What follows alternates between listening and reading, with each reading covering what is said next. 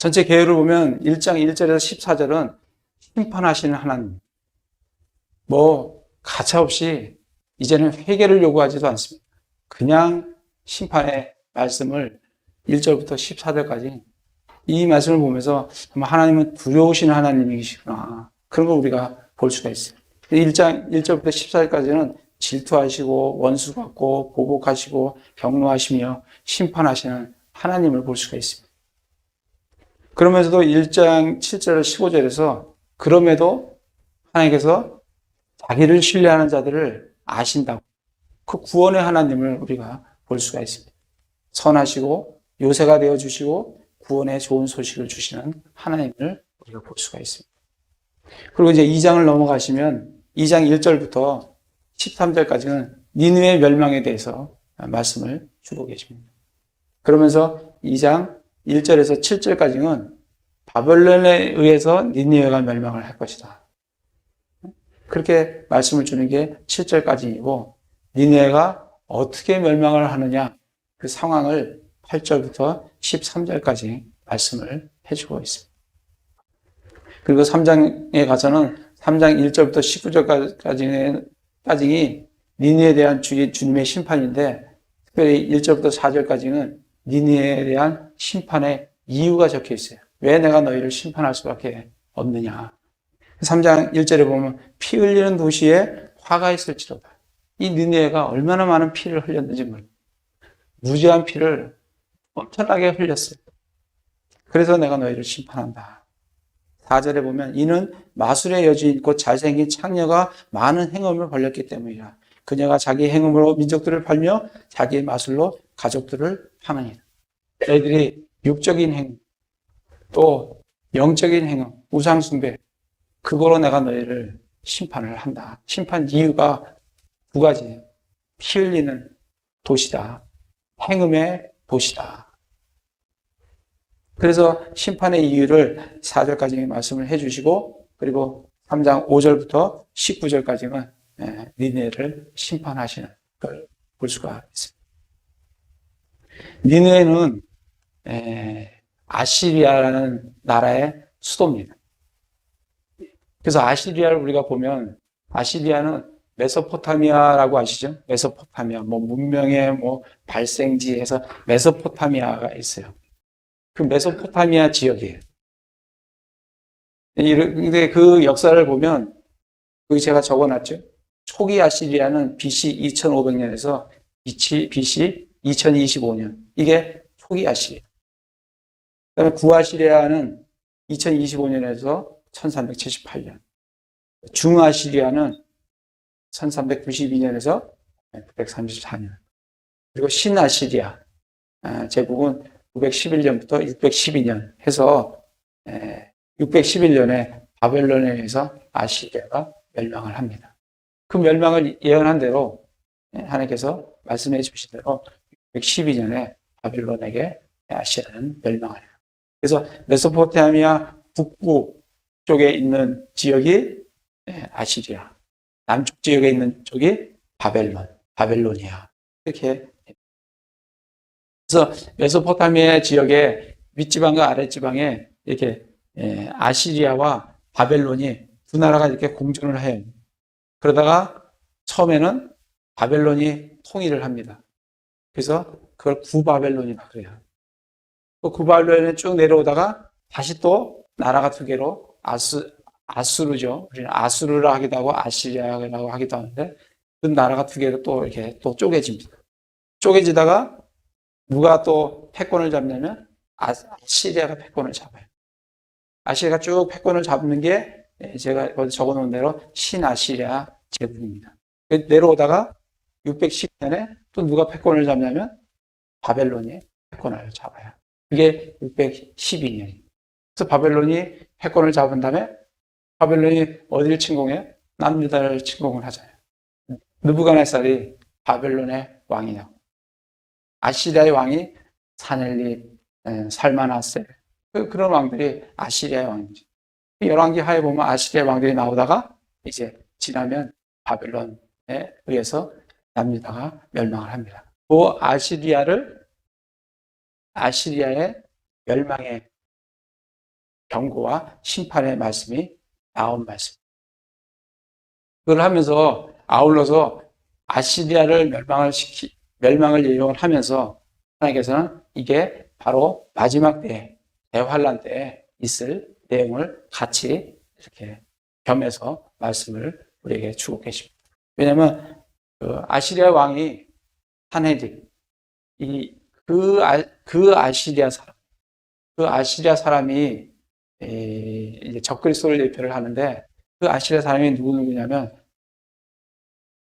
이집트에 있는 파라오, 그다음에 아시리아의 산헤립, 그다음에 바벨론의 느부갓네살 이런 왕들이 그 아시리아 사람, 다시 말하면 적그리스도를 예표를 합니다. 그래서 이 소대원서는 가깝게는 니느웨의 멸망을 선포를 하지만 멀게는 마지막 때에 하나님 왕 적그리스도가 패하는 것을 지금 같이 예언으로 주고 계십니다. 1장 1절에 보면 니느웨에 대한 엄중한 부담 곧 엘고스 사람 나홈의 환상 계시에 관한 책이라. 니느웨에 대한 책이에요. 그러니까 대상을 누구에 대한 건지를 정확히 알고 우리가 성경을 읽으셔야 이게 뭐에 대한 책이구나. 그리고 누가 쓴 거구나. 누구 보고 들으라는 얘기구나. 그걸 우리가 알 수가 있습니다. 니느웨에 대한 엄중한 부담. 그리고 누가 썼냐면 엘고스 사람 나홈의 환상 계시에 관한 책이라. 그래서 엘고스는 사실은 뭐 어딘지는 정확하게 나와 있지 않기 때문에 알 수는 없습니다. 어쨌든 엘고스 사람 나홈. 그래서 뭐 나홈이 혹자는 가버나움. 그 가버나움 아시죠? 저 갈릴리에 있던 가버나움. 거기가 가버나움의 의미가 나홈의 고향이라는 의미거든요. 의미니까 그러니까 이 나홈이 고향이 가버나움이 아니겠느냐. 뭐 이렇게 얘기를 하는데 뭐 그거는 추정이고 정확하게 성경에 나와 있지는 않으니까 우리가 그렇게 이제 알 뿐입니다. 뭐 안 나와 있는 거 우리가 뭐 알 수가 없는 상황이니까 엘고스 사람 나홈의 환상 계시에 관한 책이라. 2절에 보시면 하나님은 질투하는 분이시며 주께서는 원수 갚는 분이시라. 주께서는 보복하며 경노하는 분이시니 주께서는 자신의 대적들에게 보복하시고 자신의 원수들 위해 진노를 간직하시는다. 보통 이 소대원서에 보면 회개하라, 돌이켜라. 나도 그 뜻을 돌이키겠다. 하나님께서 이 회개의 여지를 줍니다. 근데 지금 이 나오면은 그런 여지가 전혀 없어요. 전혀 없이 바로 하나님은 질투하는 분이시며 보복하시고 원수 갚으시고 누가 하나님의 경로 앞에 서겠느냐 이 말씀이 바로 나옵니다. 그거는 요나를 통해서 분명히 회개의 메시지를 멸망의 선포를 했고 그들이 회개를 했어요. 근데 다시 돌이켜서 죄악길로 갔을 때 하나님께서는 바로 그들에게 회개의 여지가 없이 그들에게 멸망을 선포하는 것을 볼 수가 있습니다. 그래서 정말 우리 1장을 통해서 왜 1장을 우리에게 주셨냐면 하나님이 어떠한 분이신지 니느웨를 멸망시키는 이 하나님이 어떠한 분이신지 그거를 알라고 우리에게 주신 겁니다. 주셔서 우리로 하여금 우리도 하나님이 어떠한 분이신지 알고 이 세상에서 두려움 가운데 하나님을 경외하는 가운데 악에서 떠난 삶을 살라고 우리에게 주시는 강력한 메시지입니다. 한번 잘 읽어보시기 바랍니다. 하나님은 질투하시는 분이에요.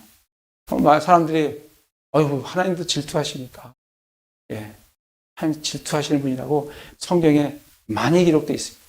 하나님은 질투하시는 분. 사람이 질투하지 하나님이 질투하시나요? 아닙니다. 하나님은 질투하시는 분이라고 분명하게 기록이 되어 있습니다. 우리 출애굽기 한번 가보겠습니다. 출애굽기 20장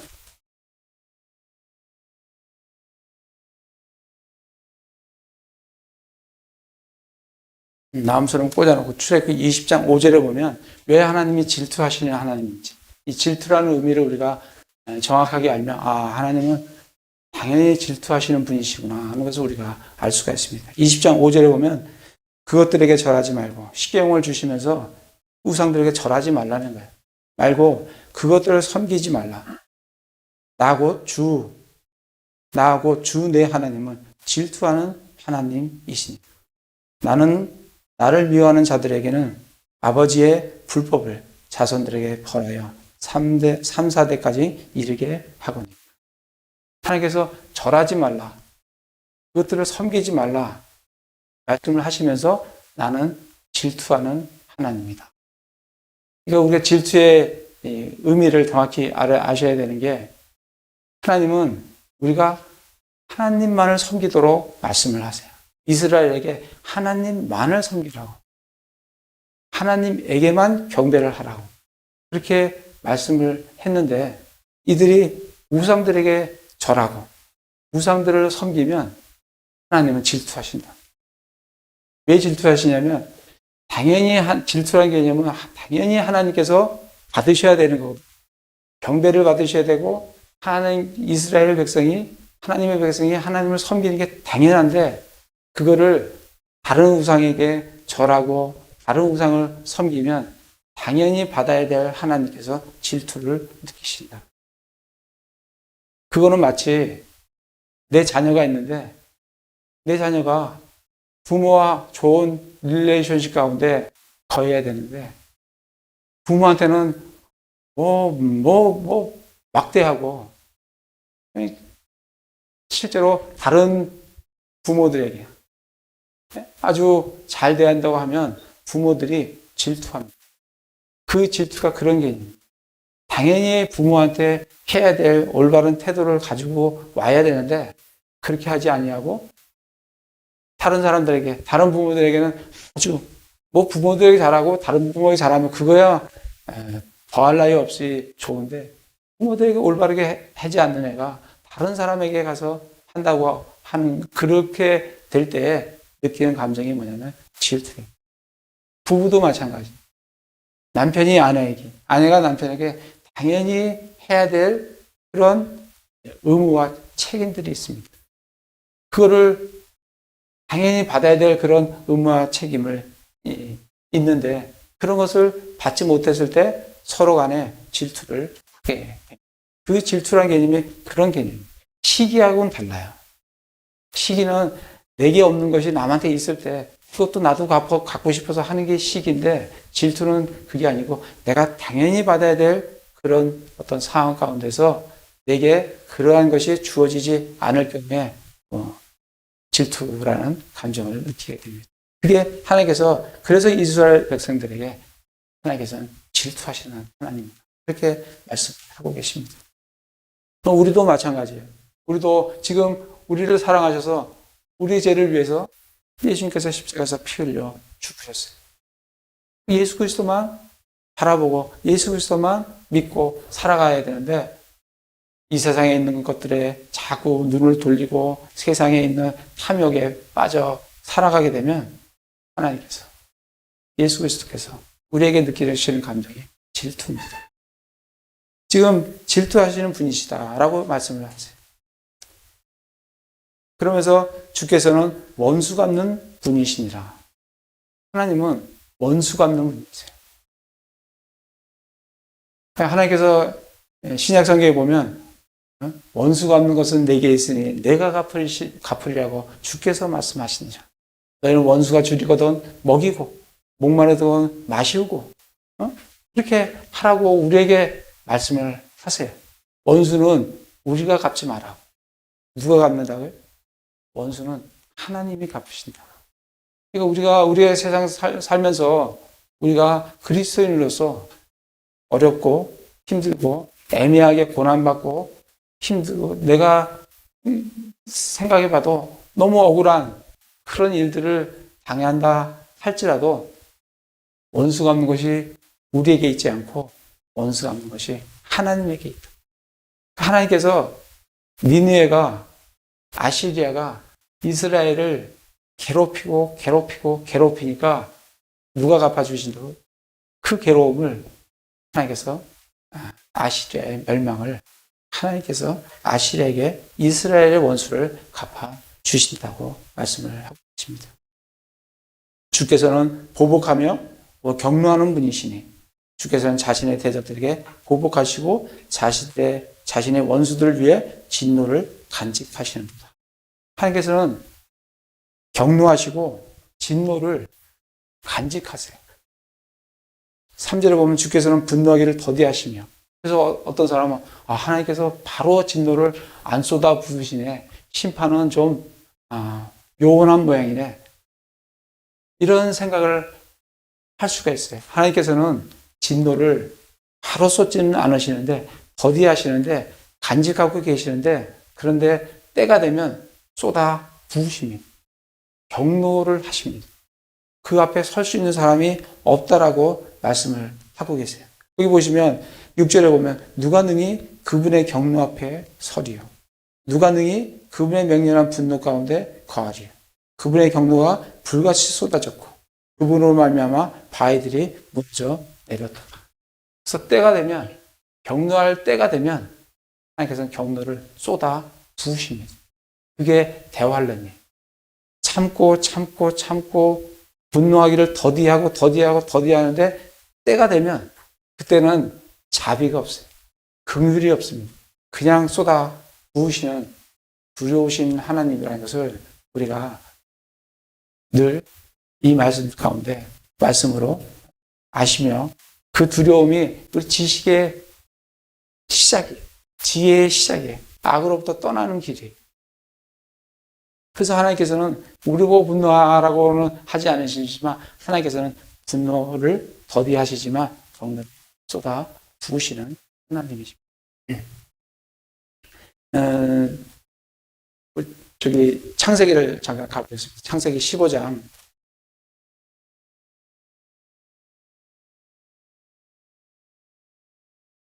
창세기 15장에 보시면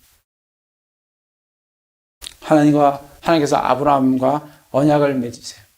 15장 16절에 보시면 그들은 4세대 만에 여기로 다시 오리니, 하나님께서 아브라함에게 약속을 하시고 언약을 맺으시고 너희들이 그렇지만 종살이를 하게 될 거다. 400년 동안 이집트에 가서 종살이를 하게 될 거다. 그리고 4세대 만에 다시 이 땅에, 가나안 땅에 돌아오게 될 거다. 이는 아모리 족속의 불법이 아직 충만하지 아니하기 때문이라. 하나님께서 4대가 아니라 금방 돌아오게 하실 수도 있는데 아모리 족속이 제약이 충만할 때까지 기다리십니다. 그러니까 하나님의 심판은 때가 있는 거예요. 하나님께서 기다리다가 이제 때가 됐다 하면 심판을 하십니다. 아모리 족속도 이제 4세대가 지나면, 4세대가 지나면 아모리 족속이 그 죄가 아주 충만해집니다. 하나님은 그 충만해졌을 때 그 아모리 족속을 심판을 하시는 걸 볼 수가 있습니다. 창세기 거기 넘어서 19장을 가보겠습니다. 19장에 보면 소돔과 고모라가 나와요. 여기도 마찬가지. 참고 기다리다가 19장 13절에 보시면 그들에 대한 부르짖음이 주의 얼굴 앞에서 크므로 우리가 이것을 멸하리라. 주께서 그것을 멸하시려고 우리를 보내셨는가. 그래서 음행이 가득 차면, 동성애가 가득 차면 하나님께서 그 도시를, 그 나라를 심판을 하시되 긍휼이 없이 심판을 하시는 걸 볼 수가 있습니다. 25절에 보면 19장 25절입니다. 그 도시들과 온 평야와 그 도시들의 모든 거주민과 땅에 자라난 모든 것을 엎어 멸하셨더라.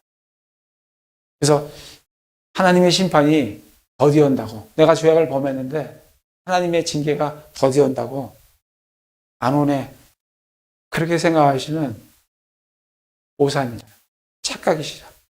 하나님은 참으시다가 때가 되면 징계를 하시는 하나님의 것을 볼 수가 있습니다. 다시 나온서로 와서, 그래서 하나님은 이 경노하시는 분이시지만 경노하기를 더디하시고, 그렇지만 경노가 시작되면 그 앞에 누구도 설 수 없는 그런 두려우심, 무서우심, 하나님의 것을 우리가 기억하시길 바랍니다. 그리고 3절에 보시면 주께서는 분노하기를 더디하시고 권능이 크시며 사악한 자를 결코 사면하지 아니하시려. 하나님은 죄와 함께 하실 수가 없습니다.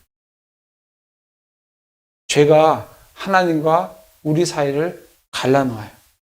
우리 지금 계속 오후에 복음 선포하는 걸 연습하는데, 그게 이사야 59장 2절에 보면 너희 불법이, 너희 죄가 너희와 너희 하나님 사이를 갈라놓아. 하나님과 우리의 관계를 갈라놓을 수 있는 유일한 게 있는 게 뭐냐면 죄입니다. 죄가 하나님과 우리 사이를 갈라놓아요. 지금 하나님께서 그 죄를 하나님께서는 결코 사면하지 아니하신다라고 말씀하시지 않습니까? 죄와 하나님과는 공존할 수가 없어요. 결코 사면하지 않으세요. 그런데 감사하게도 하나님께서 사면할 수 있는 길을, 사면받을 수 있는 길을 주신 게 히브리서 9장 22절 말씀. 히브리서 9장 22절에 뭐라고 되어 있습니까? 율법에 따라 거의 모든 것들이 피로써 깨끗하게 나나니 피 흘림이 없은즉 사면함이 없다라고 말씀하십니다.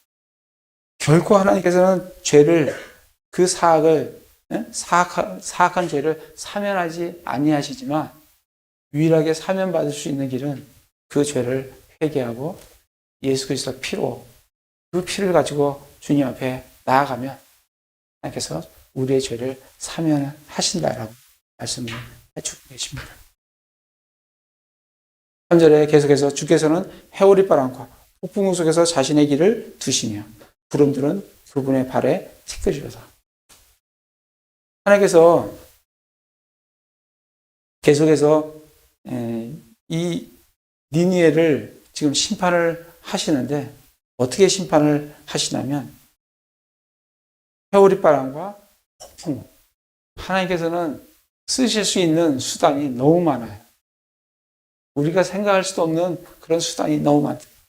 해오리바람과 폭풍 속에서 자신의 길을 두시고, 또 바다를 꾸짖어서 마르게 하세요. 여러분, 이런 말씀 읽으면 하나님께서 바다를 꾸짖어서 저 동해 바다를 마르게 하시나? 그렇게 그냥 지나쳐서 읽을 수가 있는데, 하나님은 꾸짖으시면 바다를 창조도 하셨고 바다를 마르게 하실 수 있는 분이 하나님이십니다. 정말 하나님은 전능하신 하나님이세요. 말씀을 보시면 시편을 한번 가보겠습니다. 시편 106편.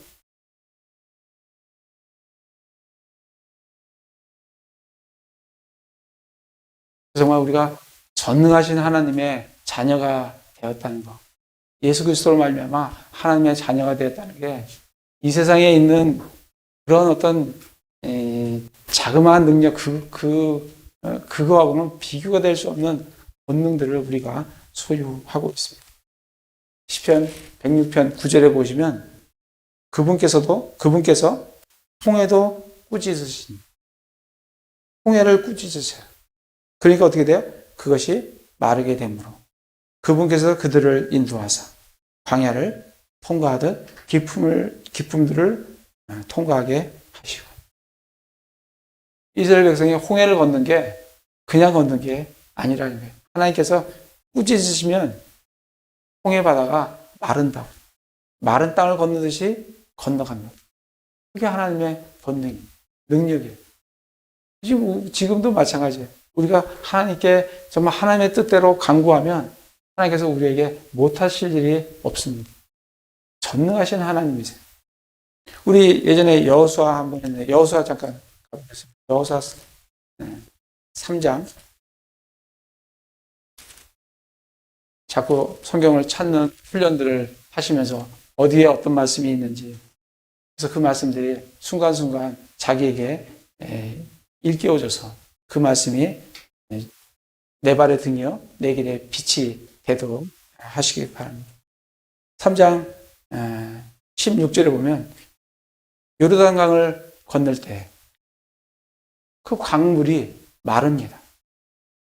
3장 16절 위에서부터 내려오던 물들이 일어서고 솟아올라 사르단 옆의 도시 아담에서부터 멀리 떨어진 곳에서 한 무더기 위에 쌓이며 평야의 바다 곧 여매로 내려가는 물들은 모자라서 끊어지며 백성이 똑바로 여리고를 마주보며 건넜더라.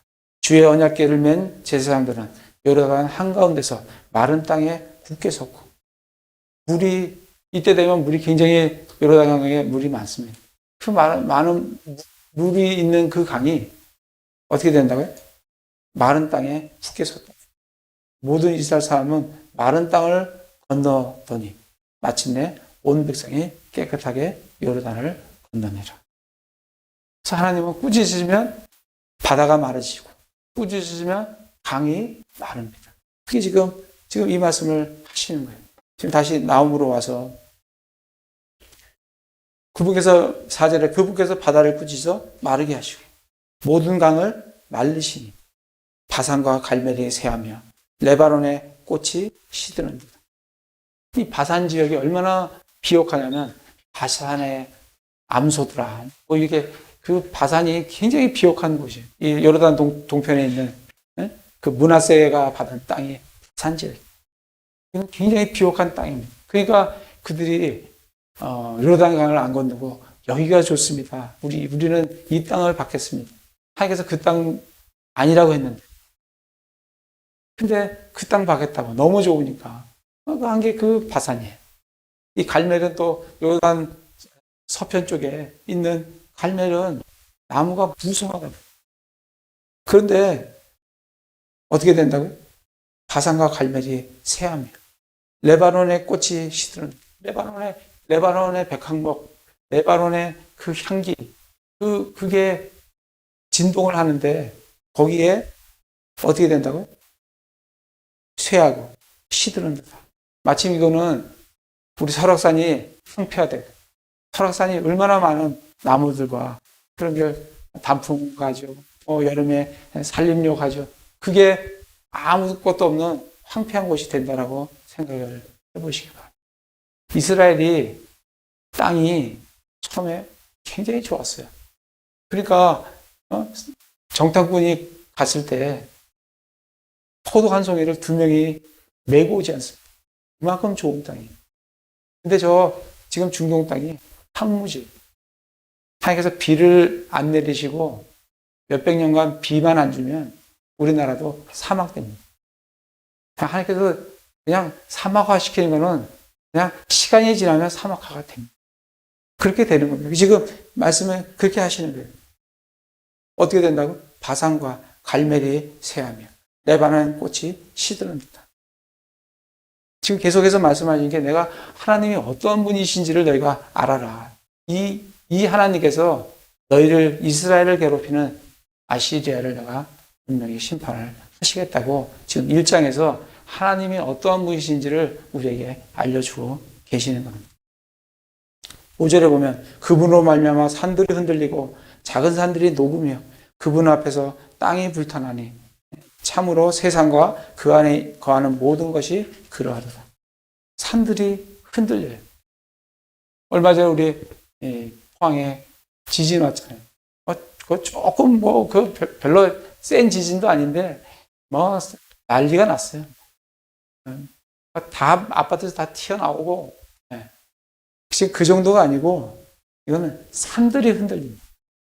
아파트 조금 흔들리는 건데 산들이 흔들리고 작은 산들이 아예 녹아버려요. 없어져 버립니다.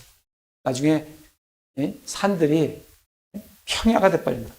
아예 산 자체가 없어져 버린다. 나중에 지각 변동이 얼마나 대환란 때 들어가면 지각 변동이 얼마나 심해서 나중에 소금 바다인 여매가 생물체가 살아나는. 왜냐면 그렇게 되려면 그 여매가 지금 굉장히 이 해발 고도가 낮거든요. 그러니까 물이 계속 글로만 들어가기만 들어가지 나가지를 못해요. 그러니까 거기는 죽음의 바다라고. 계속 염분 농도가 높아져갖고 계속 증발은 되죠.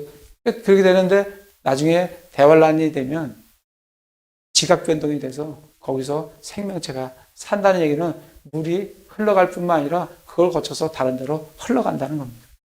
해발 고도가 낮은 게 아니라 다시 솟구쳐 오른다는 거예요. 그렇게 하시겠다는 거예요. 불타나니 참으로 세상과 그 안에 거하는 모든 것이 그러하도다. 누가 능히 그분의 경로 앞에 서리요. 누가 능히 그분의 맹렬한 분도 가운데 거하리요. 그분의 경로가 불같이 쏟아졌고 그분으로 말미암아 바위들이 무너졌다. 그분이 또 쓸 수 있는 게 뭐예요? 경로가 불같이 쏟아져. 8절에도 보면 그러나 그분께서 넘쳐나는 큰 물로 불로 회오리 바람으로 그 다음에 또 폭풍으로 바다를 꾸짖어서 그죠? 비를 안 내려서 뭐 땅을 흔들어서 하나님께서 심판하실 수 있는 그런 수단들이 많이 있다는 것을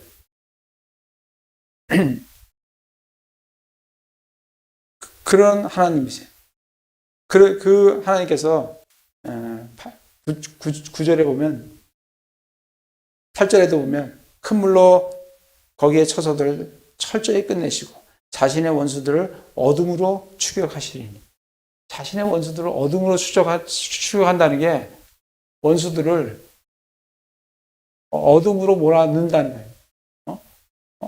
이 자신의 원수들을 어둠이 그들에게 임하도록 어둠도 하나의 그들에게 징계하시는 심판하시는 도구로 사용하시는 수가 있습니다. 그리고 끝내시되 8절에 보면 철저히 끝내시는 9절에도 보면 철저히 끝내시리니 고통이 두 번 다시 일어나지 아니하리라. 이런 구절을 보면 이게 대환란을 의미하는구나 하는 것을 우리가 알 수가 있어요. 철저히 끝내시되 두 번 다시 그런 게 없다잖아요. 그럼 이게 마지막 대환란 때를 지금 니느웨를 심판하신다고 하시면서 또 한편으로는 이게 마지막 때에 대환란 때의 의미를 하는 거라는 것을 우리가 알 수가 있습니다. 7절에 보시면 고난의 날에 강한 요새가 되시나요. 그래서 말씀들을 이렇게 보시면 이게 니느웨를 심판을 하시면서 동시에 이게 대환란 때의 예언들을 우리에게 말씀을 해주고 계시는구나 그것을 우리가 알 수가 있습니다. 10절에 보면 그들이 가시나무 같이 함께 엉켜 있고 이 가시나무들이 한번 엉켜 보세요. 그 보기가 얼마나 힘듭니까? 엉켜 있고 술 취한 자들이 취해 있는 동안에 완전히 마른 지푸라기 같이 소멸되리라. 이게 대환란 때 하나님께서 이방인들을 어디로 모아요? 아마겟돈으로 그들을 모은다고. 모아서 이 모으는 이유는 뭐냐면 한 번에 처리하시려고 모으시는. 그때는 긍휼이 없어요. 모으신다고. 어떻게 가시나무들 같이 엉켜서 모인다고. 그리고 술 취하는 자 같이 취해 있다고. 그런데 한 번에 완전히 마른 지푸라기 같이 소멸시키는 하나님을 볼 수가 있습니다. 그런 하나님께서 7절에 보시면 주께서는 선하시고 고난의 날에 강한 요새가 되시나니 그분은 자신을 신뢰하는 자들을 아시나니라. 그러나 그 고난의 날, 그 환난 가운데에서도 하나님을 신뢰하는 자들은 하나님께서 아신다. 하나님을 대환란에 들어가도 거기서 믿음을 가지고 살아남는 자들이 있어요. 믿음을 지키고 하나님의 말씀을 지키고 믿음을 지키는 자들이 있다고요. 이기는 자들이 있다고요. 그들은 대환란에 들어가도 살아남습니다.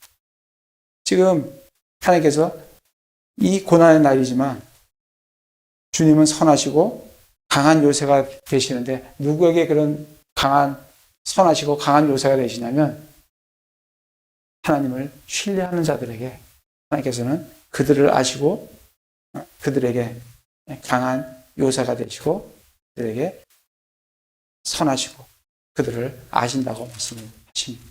그리고 그들에게 15절에 보시면 보라 좋은 소식을 가져오며 화평을 널리 알리는 자의 발이 산들 위에 있도다. 그들에게 좋은 소식을 알려주는 좋은 소식 같으면 복음입니다. 우리 이 시대는 무슨 복음이에요? 은혜의 복음을 지금 듣고 믿음으로 우리가 구원을 받고 감사하며 살아가고 은혜의 복음이 좋은 소식이에요. 이스라엘에게는 예수님이 오셨을 때 왕국 복음이 선포됐어요. 근데 왕이 오셨다고 왕국 복음을 선포했는데 이스라엘이 받아들이지 않았어요. 그러므로 말미암아 나중에 대환란 때 들어가면 다시 왕국 복음이 선포가 될 겁니다. 다시 선포되면 그들이 예수님을 그리스도로 왕으로 모셔드리게 되고 그들이 그 대환란에서 남은 자들이 이스라엘의 남은 자들이 구원을 받게 될 것입니다. 다시 이제 11절로 가서 악을 꾀하여 주를 대적하는 한 사람이 내게서 나오나니 곧 사악한 좋은 자라. 그래서 지금 이 말씀을 여러 가지로 이렇게 의미로 해석하는 분들이 많이 있습니다. 먼저 악을 꾀하여 주를 대적하는 한 사람이 내게서 나오나니 곧 사악한 좋은 자라. 만약에 이게 니느웨의 멸망, 아시리아의 멸망을 지금 얘기를 한다라고 하면 이거는 지금 우리가 찾아볼 수 있는 게 열왕기 하를 가보겠습니다. 열왕기 하 18장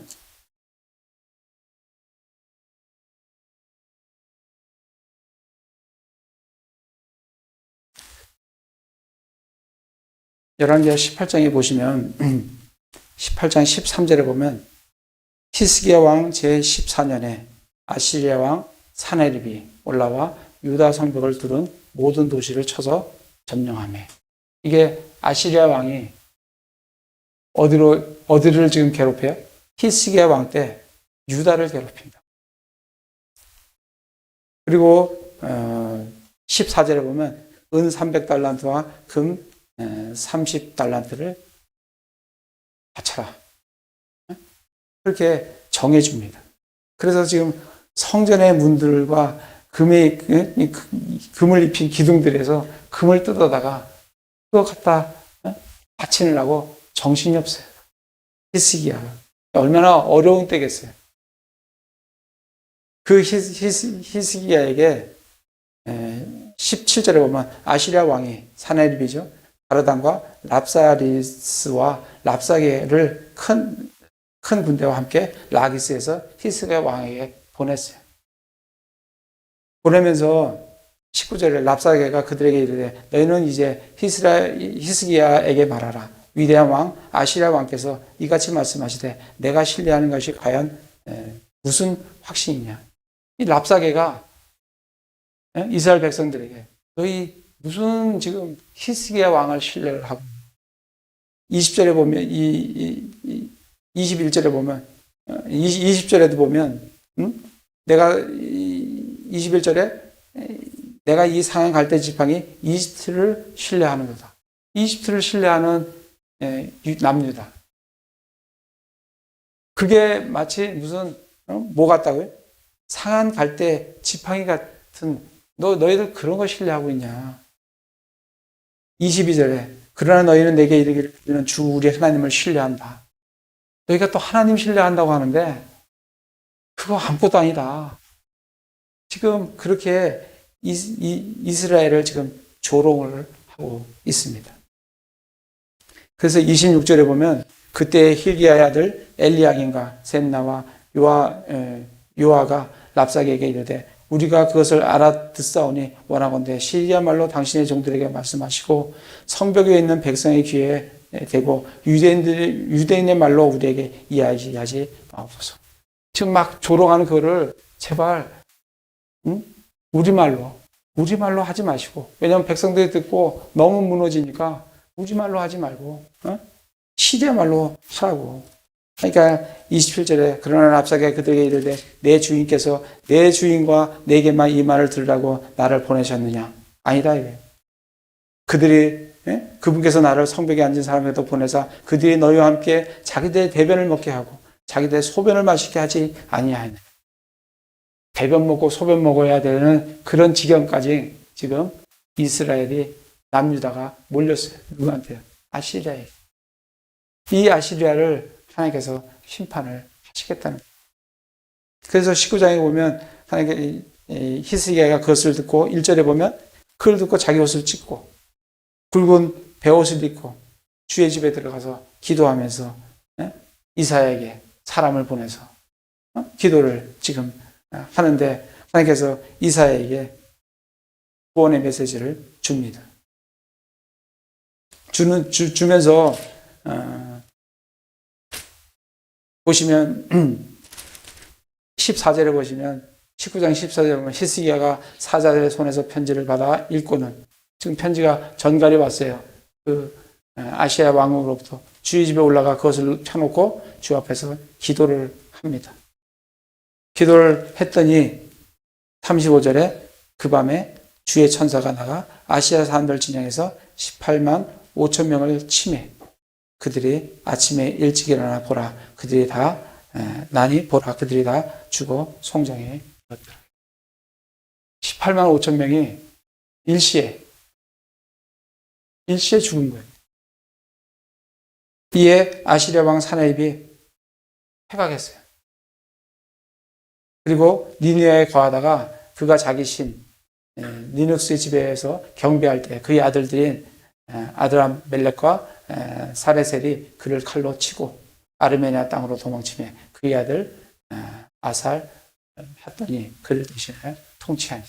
정권이 바뀌어버린 이들이 유다를 치러 왔다가 히스기야가 기도를 함을 통해서 하나님께서 그들을 하루에 바로 한날 밤에 18만 5천 명을 쳐서 죽게 하고 사내들은 돌아가서 암살을 당하게 되는 걸 볼 수가 있습니다.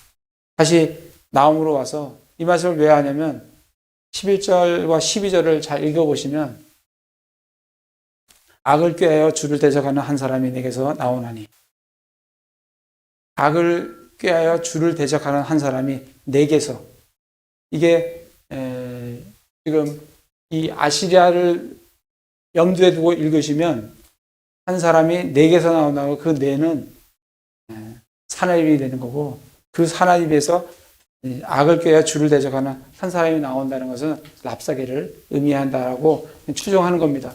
이게 정확하게 어떤 건지 모르니까 그렇게 이제 읽어지는 거죠.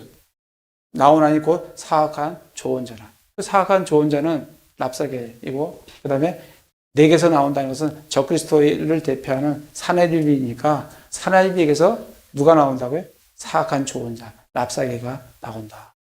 주가기 같이 많으니라. 그들이 비록 평안하고 또 많을지라도 그가 지나갈 때 천사들 보내서 쳤는데 그가가 누구냐면 천사들이에요. 그가 지나갈 때 이같이 그들이 베어져서 18만 5천 명이 일시에 쓰러져 버리는 그런 사건들이 일어나는 걸 염두에 두고 11절, 12절을 읽으면 그렇게 우리가 추정을 할 수가 있습니다. 그건 정확하게 나와 있지 않으니까 우리가 알 수는 없어요. 근데 그렇게 추정을 하게 되면, 이 소대언서가 예언서이기 때문에 언제 이후로 올라가야 되냐면, 히스기야가 침공을 당할 때가 BC 700년이에요. 그러면 이 나홈서는 700년보다 더 전에, 710년이나 20년 전에 쓰여졌다는 것을 그렇게 주장하는 사람들도 있다는 것을 아시고 그러니까 그렇게 이 11절 12절 그런 것으로 보게 되면 이 예언서는 BC 700에서 720년 그 사이에 쓰여졌고 만약에 그걸 그렇게 보지 않을 경우에는 지금 우리 여기 나와 있는 대로 주전 612년에 망하니까 그 바로 전에, 그 전에 이 예언서가 쓰여졌다라고 보는 견해들도 있다는 겁니다. 그래서 그런데 이거를 또 이 대환란 때 하고 이게 대원서가 단순히 아시리아의 멸망만을 선포하는 게 대환란이 아니기 때문에 이거를 나중에 대환란 때 이제 적용해서 보게 되면 요한계시록을 한번 가보겠습니다. 요한계시록 13장에 보시면 13장 1절에 보면 바다에서 나오는 짐승이 있어요. 이 바다에서 나오는 짐승은 적그리스도입니다. 근데 11절에 보면 땅에서 올라오는 짐승이 또 있어요. 이게 거짓 대언자예요. 이 거짓 대언자가 지금 적그리스도의 조언자 역할을 하는 것을 볼 수가 있습니다. 그래서 이거를 나중에 이제 우리 요한계시록 할 때 다시 좀 자세히 하겠지만 이걸 요한계시록하게 대환란하고 이렇게 접목을 해서 읽게 되면 이 조언자가 거짓 대언자를 의미를 하겠구나 하는 것을 우리가 생각을 할 수가 있습니다. 그래서 11절에 악을 꾀하여 주를 대적하는 한 사람이 내게서 나오나니 그 사악한 조언자라. 주가 이같이 말하노라. 그들의 비록 평안하고 또한 많을지라도 그가 지나갈 때 이같이 그들의 베어져서 쓰러지리라. 내가 비록 너를 괴롭혔을지라도 하나님께서 이스라엘이 이렇게 아시리아에게 당하는 것은 하나님의 징계입니다. 아시리아가 징계의 도구로 사용해서 나중에 하나님께서 아시리아를 치시지만 어쨌든 아시리아를 통해서 하나님께서 이스라엘을 징계하시는 거예요. 내가 비록 너를 괴롭혔을지라도 하나님께서 이스라엘을 괴롭혔지만 다시는 너를 괴롭게 하지 아니하리라.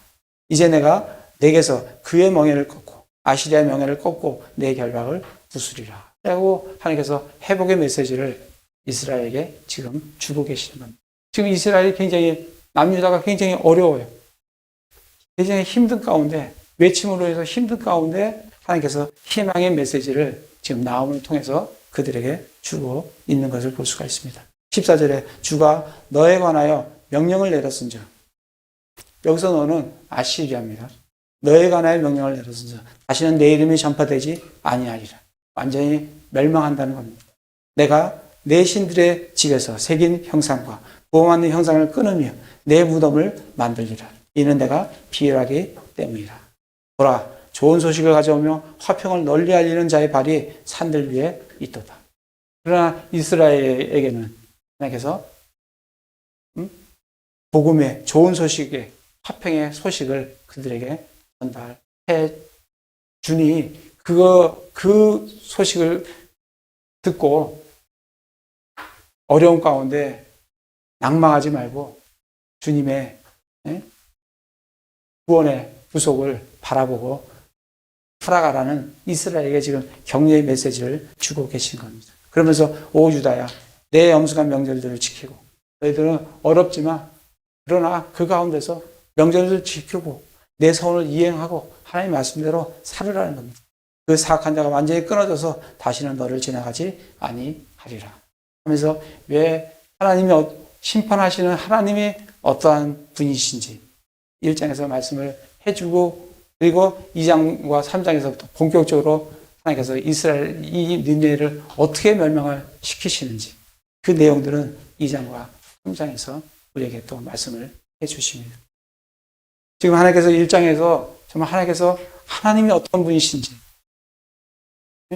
이 구약은 우리에게 교훈을 주기 위해서 쓰여진 책입니다.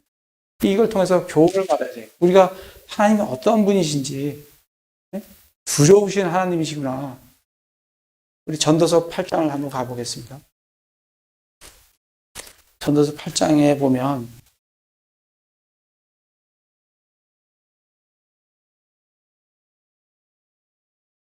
(8장 11절에)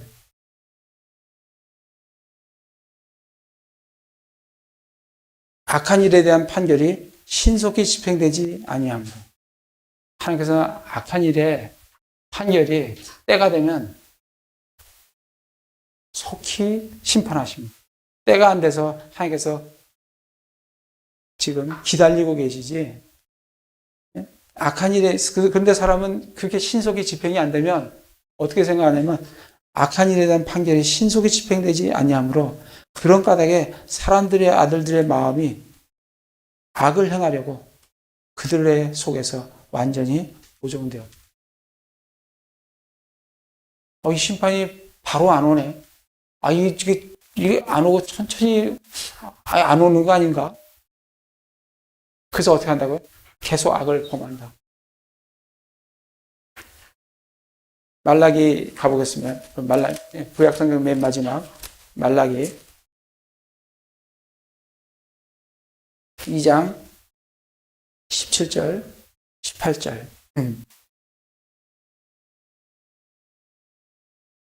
너희가 너희 말로 주를 지치게 하고도 이르기를 우리가 어떤 점에서 그분을 지치게 하였느냐. 하나님 너희가 이르기를 악을 행하는 자마다 주인들 앞에서 선한 자며 그분께서 그들을 기뻐하신다. 어떻게 그러겠어요? 하나님께서 악한 자를 기뻐하시겠어요? 근데 그렇게 그런 자다라고 생각을 한다는 거예요. 하거니와 혹시 이르기를 심판하시는 하나님이 어디 계시냐 하는 점에서 그리하였니. 악을 범해도 심판이 바로 징계가 바지 안 오니까 심판하시는 하나님이 계시는 건가? 근데 오늘 나옴서에서 하나님이 어떤 분이시라는 것을 왜 하나님께서 분을 더디 내시는지 때가 되면 속히 심판을 회개 없는 심판을 긍휼 없는 심판을 하신다는 것을 기억하시기 바랍니다. 그래서 잠언서 가면 잠언 1장을 보시면 잠언 1장 7절 주를 두려워하는 것이 지식의 시작이거늘. 우리가 주님에 대한 두려움이 없이 지금 살아가면 우리는 시작도 안 한 거예요. 주를 두려워하는 것이 지식의 시작이에요.